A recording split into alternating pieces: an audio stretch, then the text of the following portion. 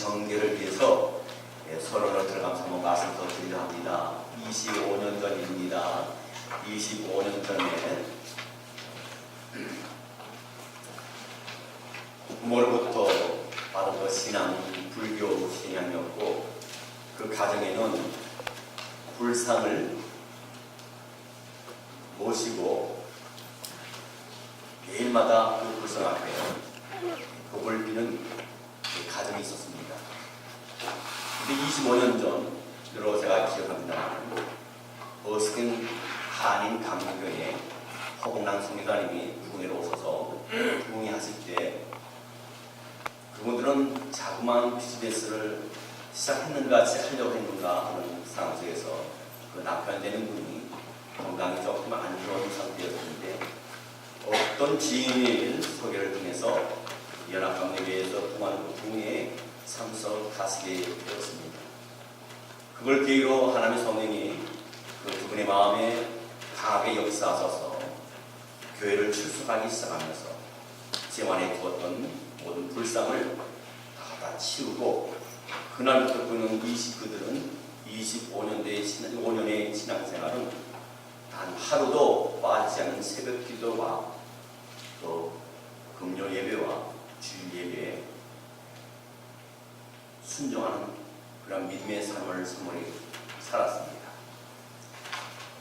불과 몇 달 전에 그분은 하나님의 부름을 받고 소통하였지만 많은 사람들에게 존경과 칭찬을 받는 귀한 장로님과 권사님, 바로 김황 장로님 네 분입니다. 그 김황 장로님이 병에 걸려서 이제 중요하시는 앞에 가는 그 기간에 제가 찾아갔을 때 잠을 청하고 있으셨습니다.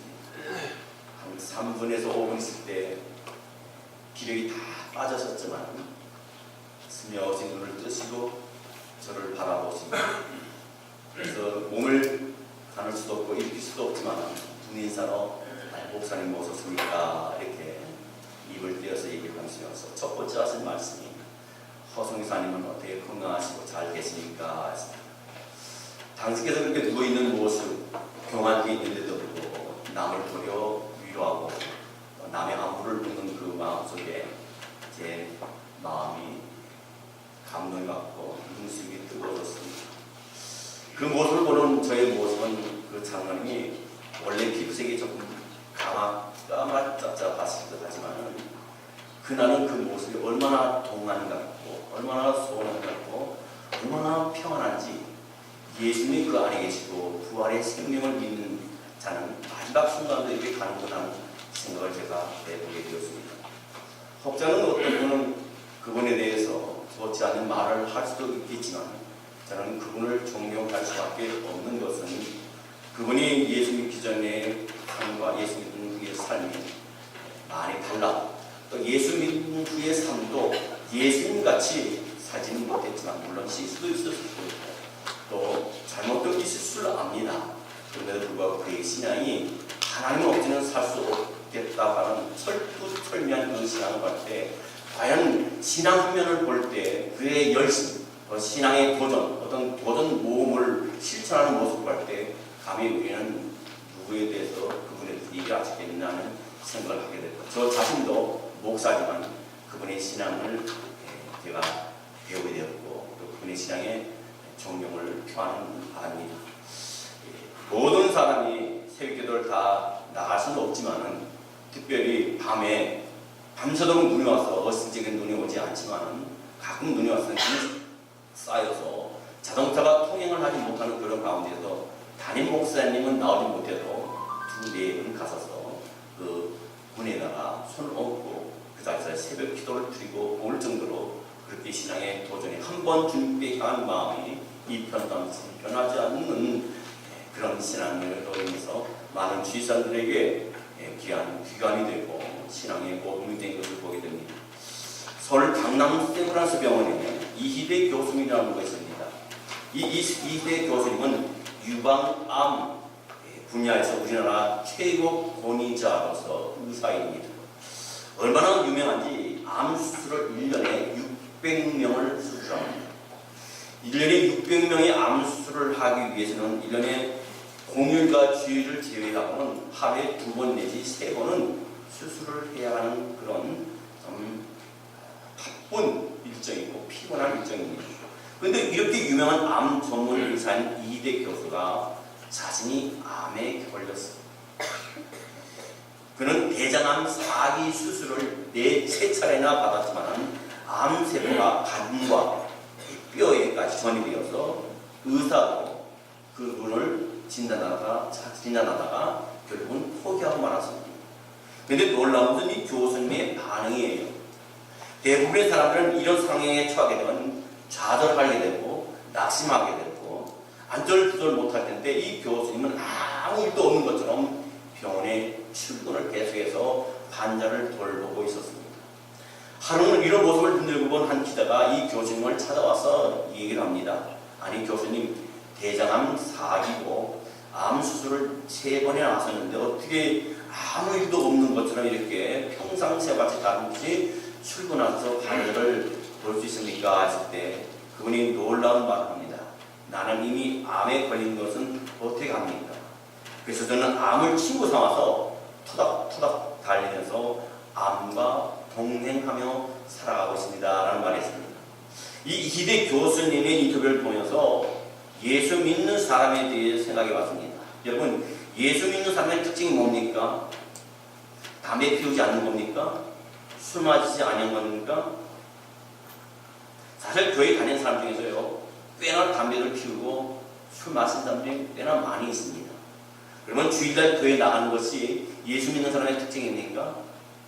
식사하기 전에 잠깐 기도하는 것이 예수 믿는 사람의 특징입니까? 그게 아닙니다.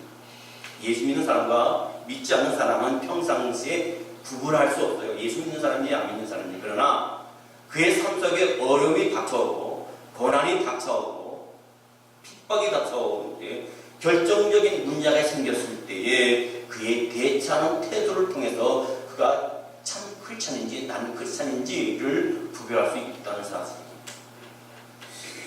어느 가정에 아들이 암에 걸렸습니다. 암에 걸린 가정이 있었습니다. 그 가정의 투병 생활을 이겨내는 모습이 참 그런데 은혜스러웠어요. 아들의 얼굴도 그 엄마 아빠의 얼굴도 근심과 걱정이 없습니다. 부모와 아들이 흔들리지 않고 각자 자기의 자신의 역할을 묵묵히 잘 감당하고 있었어요. 그 부모를 만나보면요, 표정이 대화하는 가운데 평소 때와 똑같아요. 아들이 암 걸렸다는 것이 나타나지 않습니다.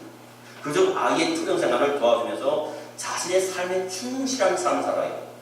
이 아이는 그 과정을 통해서 하나님의 은혜를 체험하게 되고 하나님의 치유 활성을 체험하게 됩니다. 그러니 그 아이들은 결국은 씩씩하게 암을 이겨내고 미국의 아이비리그 학교에 입학을 하게 되는 귀한 은혜를 사랑하는 하나님께 받았습니다. 여러분께 살다 보면 갑자기 집안 삶이 어려워질 때가 있습니다. 경제적인 것이 어려워질 때가 있습니다. 속을 썩이는 자식을 인해서 마음이 아파할 때가 있습니다. 때로는 이유 없이 나를 힘들게 하고 나를 괴롭히는 사람이 있을 수도 있어요. 참으로 우리는 힘든 일이겠지만은 피할 수 없으면 즐기자는 말이 있어요. 경제가 어려울 때, 건강이 어려울 때, 사람과의 관계가 어려울 때 죽겠다 못 살겠다 하지 말고 인생의 마지막 때에 되돌아보는 나를 가장 위태롭게 했던 그 사건, 그 위기가 내게 가장 큰 은인이었다는 것을 우리가 깨달아야 될 줄 믿습니다. 마태복음 14장 28절로 33절 오늘 공독해 드린 말씀에 보면 이와 같은 말씀이 있습니다. 베드로가 대답하여 이르되 주여 만일 주이시거든 나를 명하사 물 위로 오라 하소서 하니 오라 하시니 베드로가 배에서 내려 물 위로 걸어서 예수께로 가되 바람을 불고 무서워 빠져가는지라 소리질러 이르되 주여 나를 구원하소서 하니 예수께서 즉시 손을 내밀어 그를 붙잡으시니 이르시되 믿음이 작은 자여 왜 의심하느냐 하시고 배에 함께 오르매 바람이 그치는지라 하시니라. 지금은 어떤 상황입니까? 이 베드로가 탄 배가 거친 풍랑을 만났습니다. 예수님이 바로 오시지 않았어요. 장장 6시간부터 9시간까지 그 풍랑을 만나서 괴로워하고 힘들어하고 애쓰는 그런 베드로와 그 제자들을 보고 계셨다는 겁니다. 근데 밤 4경에 새벽 3시, 6시경에 주님이 바다 위로 걸어오시는 겁니다. 근데 이 모습을 본 제자들은 너무 놀라서 유령이다 했습니다. 그때 베드로는 만일 주님이시거든 나를 일어나서 물 위로 걸어오게 하소서 그렇게 부탁을 드립니다. 그래서 우리 모두가 아는 것 같이 베드로가 물 위를 걷는 기적을 경험해요. 세계 역사상 이 세상이 창조된 이후에 물 위로 걸은 인물이 아무도 없습니다. 이 베드로는 유일하게 예수의 말씀에 순종해서 물 위를 걷는 첫 번째 기적의 체험자가 되었어요. 이 본문을 통해서 예수님이 원하시는 도전적 신앙이란 무엇이냐? 우리는 신앙은 안주해서는 안 되겠다는 겁니다. 도전하는 신앙이 있어야 되겠다는 겁니다. 이 첫 번째 도전적 신앙인 것은 모험하는 인생이에요. 그냥 피할 수 없는 고통 가운데 사는 것이 우리의 인생이라면 오늘도 문제 있고 내일도 문제 있을 것이고 일주일 후에는 문제가 있을 것이고 한 달 후에는 문제가 있을 것이고 1년 후에 5년 후에 10년 후에는 문제는 일어날 수밖에 없습니다. 우리는 인생이기 때문에. 그렇다고 그 가운데 원망하고 불평하고 비명을 지르면서 못 살겠다고 그렇게 하면서 살겠어요. 그럼 우리는 그것을 우리가 피할 수 없어요. 피할 수 없다는 이런 것을 즐겨야 될 점이 있습니다. 스위스의 유명한 내과 의사이자 정신의학자인 폴 투니에라는 사람이 이런 말을 했습니다. 그 사람이 쓴 책 중에 모험으로 사는 인생이라는 책을 썼어요. 그 책에 보면요, 하나님은 인간을 창조하실 때 인간에게 모험 정신을 부여해 주셨다는 겁니다. 어떤 사람은 모험가적인 기질이 있고 어떤 사람은 모험가적인 기질이 없다는 것이 아니라 모든 사람에게 그것을 다 부여해 주셨다는 겁니다. 또한 성경에는 우리가 모험하기를 원하는 하나님의 마음에 곳곳에 배어 있어요. 하나님은 우리 신앙생활에서 모험을 하기를 원합니다. 항상 모험을 위해 주십니다. 우리 시험거리를 주십니다. 예를 들어 구약시대에 보시기 바랍니다. 이 이스라엘 백성이 애굽에서 종노를 합니다. 400년 동안 종노를 해요. 이스라엘 백성이 400년 동안 애굽에서 노예생을 합니다. 한번 그들이 입장에서 생각해 보세요. 그들은 태어나자마자 노예입니다. 아침부터 저녁까지 벽돌을 구워야 됩니다. 자유가 없습니다. 그렇지만 그들에게 두 가지 선택할 것이 있습니다. 첫째는 뭡니까? 노예 생활에 순응하면서 벽돌이나 나르면서 비굴하게 사는 것이고, 아니면 두 번째는 뭡니까? 현실에 저항하고 반항하는 것입니다. 그런데 하나님께서 그들에게 놀라운 말씀하십니다. 현실에 굴복하라고 하지 않습니다. 반항하라는 말씀하지 않습니다. 하나님께서는 제3의 대안을 그 이스라엘 백성에게 제시합니다. 어떤 겁니까? 홍해를 건너라는 거예요. 장자만 60만이고 아이들 여자들까지 하면 200만의 대군입니다. 그들이 홍해를 건너려면요 배가 얼마나 필요하겠습니까? 1년을 끝나는 게 아니에요. 200만이라는 사람을 갖다가 태우려면요 200만의 그 배는 정말 엄청나게 많으실 겁니다. 1년이 걸리지 않습니다. 5년이 걸리지 않습니다. 10년 이상, 몇십 년, 100년도 걸릴 수도 있는 상황입니다. 그럼에도 불구하고 하나님은 아무 대안 없이 그들에게 홍해를 건너라고 말씀하세요. 누구도 생각하지 못했던 일입니다. 모세 입장에서 이것이 얼마나 큰 모험이겠어요? 아무런 준비가 되어 있지 않은데 그 많은 이스라엘 백성이 끌고 홍해를 건너야 됩니다. 모험입니다. 도전입니다. 이것이 하나님께서 우리에게 원하시는 삶이라는 겁니다. 우리 가운데 열등감에 빠져서 나는 이래서 안 돼, 저래서 안 돼갖고 자빠진 사람도 있어요. 하나님 우리를 포기하지 않는데 우리가 미리 포기할 때가 있어요. 어떤 사람은 신앙생활 하는 가운데 어려움이 있으면요, 시험이 오면요, 함께 무릎 꿇고 기도하면서 하나님 이것을 극복하게 해주시고, 이 인생의 파도, 거칠은 이 아픔 속에서 나를 건져주시고, 나를 구속해 주시고, 이것을 잘 통과해도 주님께 의로운 오늘걸로 나를 붙들어 주시옵소서 하고 기도하면서 나간 사람이 있는가 하면요, 시오면 삐딱선을 타요. 삐딱선 타요. 항상 부정적인 얘기합니다. 어떤 사람은 항상 긍정적인 귀가 항상 듣는 귀에 열린 반면에 어떤 사람은 부정적인 것 소리를 듣는 귀에 귀가 크게 열리는 사람이 있어요. 긍정적 이 모든 게 하나님이 원하시는 것이 아니에요. 하나님께서는 도전하고 모험하라고 말씀하십니다. 제3의 길을 생각하라고 말씀하십니다. 성경에 나온 여인 중에 가장 복받은 여인이 누군지 아세요? 누굽니까? 마리아예요. 들렸죠?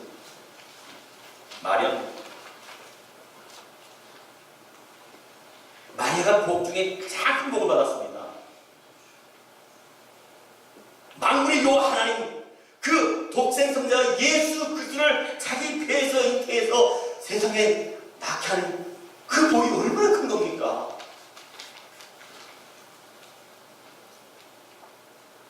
그래서 예수님의 어머니가 되었어요.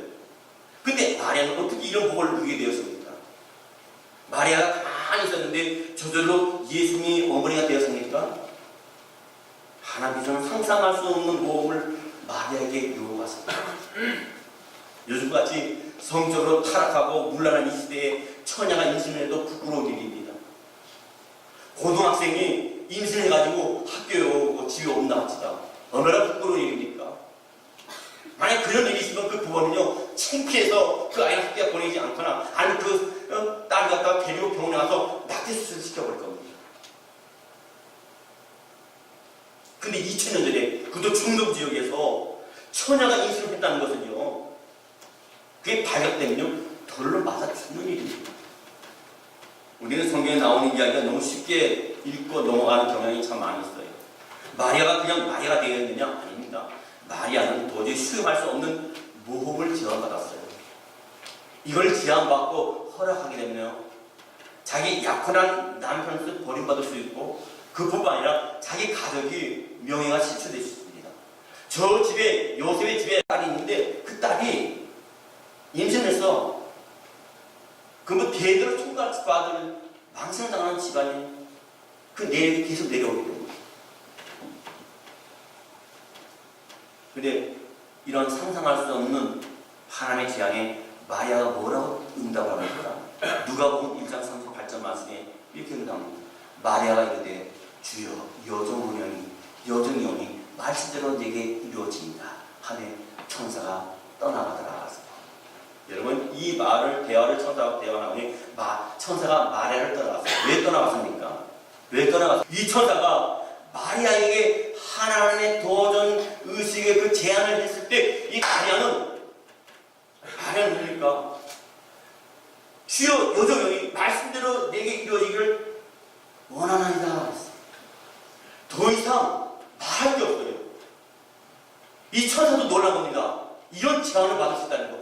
이런 제안을 받으면 자기 상황이 어떻게 되나는 거 알면서도 자기 생명까지도 위협받고 자기 가족까지도 불명예스러워질 수 있는 그런 상황에도 불구하고 마리아가 그 하나님의 제안을 받았다는 겁니다. 그리고 성경은 가만히 보면요, 마리아가 말씀대로 내가 이루어지이다라는 대답에 토를 하나 납니다. 주의 여정령이, 주의 여정령. 여기 많은 뜻이 담겨 있습니다. 마리아는 무조건 순종한 것이 아니었어요. 주의 여정이라는 말에 종에게 무슨 선택권이 있습니까? 나에게 무슨 선택권이 있습니까? 주님이 알아서 하여 주시옵소서, 이 말입니다. 그런 믿음이 담겨져 있습니다. 더 중요한 것은 그 말에 담겨있는 다음과 같은 의미가 있습니다. 하나님은 나의 주인입니다. 내가 생각하기에 이것은 말도 안 되는 제안입니다. 그러나 내 주인은 하나님께서 저를 망하게 하는 길로 인도하시지 않고는 내가 믿기 때문에 하나님 말씀에 순종하겠다. 우리가 자주 불평하는 문제가 뭡니까? 나는 왜 이렇게 살아야 됩니까? 불평합니다.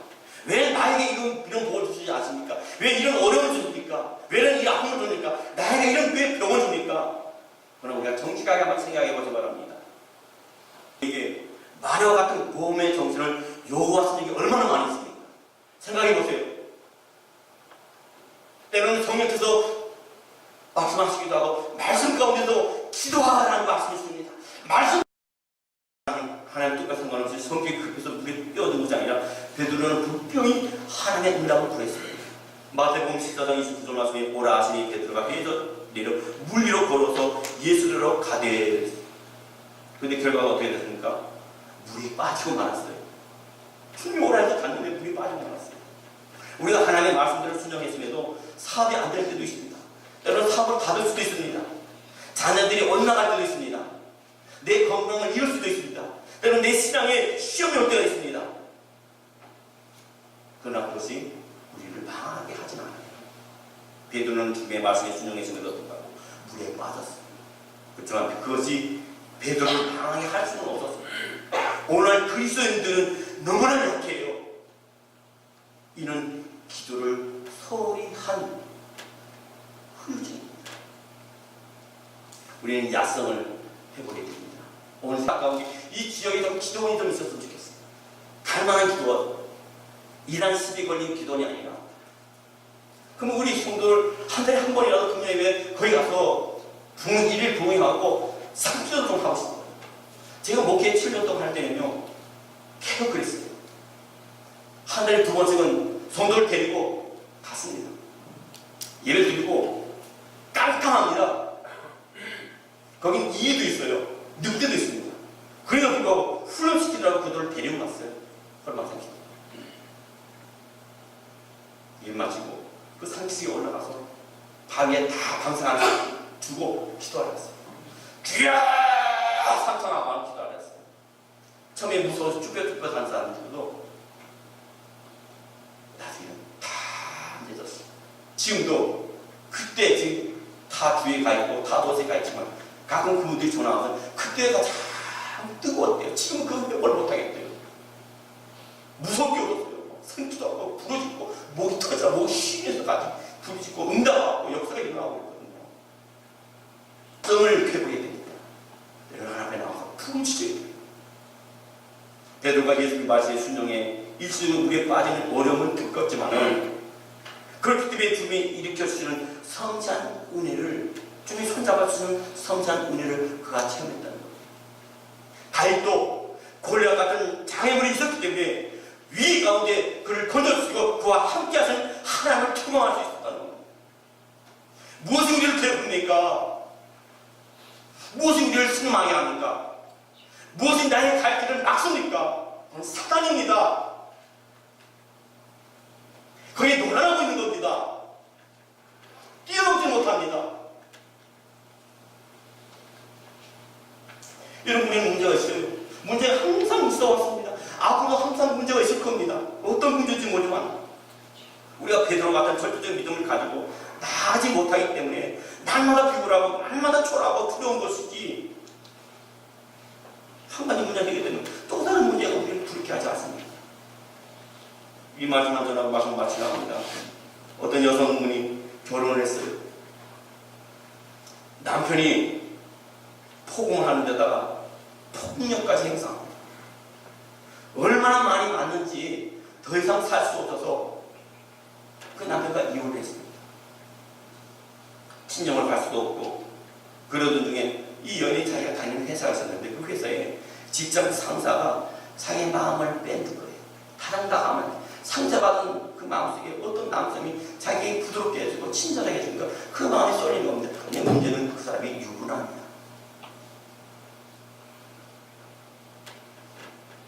그 남자한테 푹 빠졌습니다. 그래도 얼마나 이상한가? 교회 나와서 예배 드리는 중에 성령의 은혜를 체험합니다. 정결하신 성령이 우리 안에 역사하시면 죄라는 것들이 죄책으로 우리에게 다가오잖아요. 이 동일한 일이 이 자매에게도 일어났어요. 그렇게 성령님께 함께 하시니까 용기가 생겨갖고 내가 그 남자와는 헤어져야 되겠다. 만약에 그렇지 않을 경우에는 그 남자가 자기 부인하고 이혼하고 그 아이는 어떻게 될 것인가? 자책이 들어서 결단을 합니다. 집에 돌아오고 회사를 가게 되고 또 그만이 살아나는 거예요. 살아나는 거예요. 그 남자가 무슨 풍고 같은 거예요. 전에 남자보다는 더 나이스하고 더 러블리하고 더 잘해주니까 거기 뽀뽀가 나는 거예요. 괴로워서 목사님을 찾아왔습니다. 목사님, 나 이런 문제가 있습니다. 목사님 아니면 자매님 배에서 뛰어내리시죠. 그것이 죽을 것 같고 위험에 봉착할 것 같고 다시 살 수 없는 것 같지만은 하나님이 살길입니다. 그건 하나님이 가장 싫어하는 겁니다. 다른 가정을 깨는 겁니다. 그 배에서 뛰어내십시오. 그 말 듣고 용기 두고 기도하는 가운데 직장을 옮겼습니다. 집도 옮겼습니다. 그 여인에게 다시 신앙이 회복이 시작됐어요.